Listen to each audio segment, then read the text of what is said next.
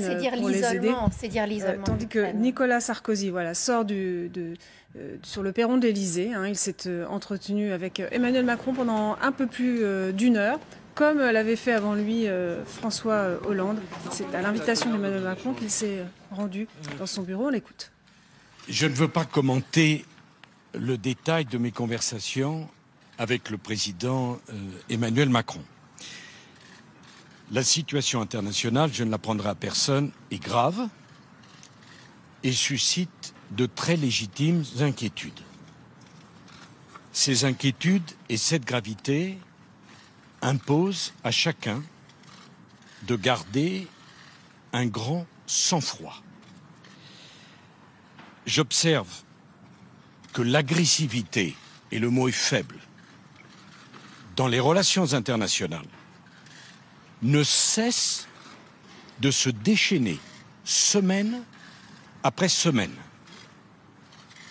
Le temps de la désescalade doit venir. La seule voie possible, la seule, c'est la diplomatie.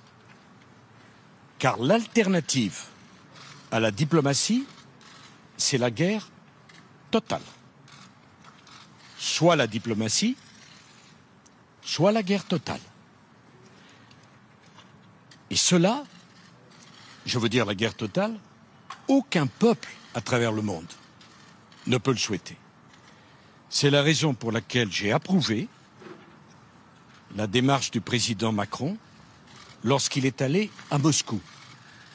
La voie du dialogue, la voie de la diplomatie, la voie de la discussion est difficile, souvent décevante, mais il n'y a pas d'alternative.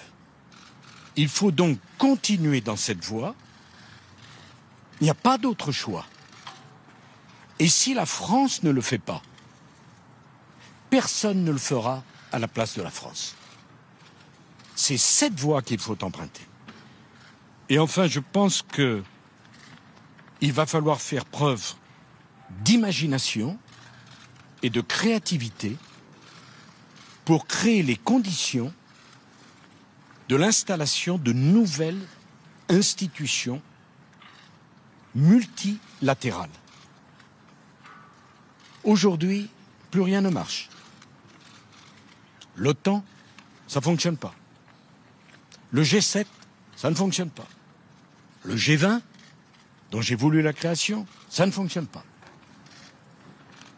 Et même l'ONU, qui oscille entre apathie et immobilisme. Nous sommes en 2022. Il est temps d'inventer les institutions qui permettront le multilatéralisme du XXIe siècle. Or, nous vivons avec des institutions qui sont celles du XXe siècle. Et là aussi, c'est à la France de jouer ce rôle et de proposer des grandes initiatives. De toute crise, il peut sortir le pire, mais parfois, peut sortir le meilleur. S'il y a de l'audace, s'il y a de l'imagination et une volonté de bâtir la paix pour le siècle qui est le nôtre. Je vous remercie.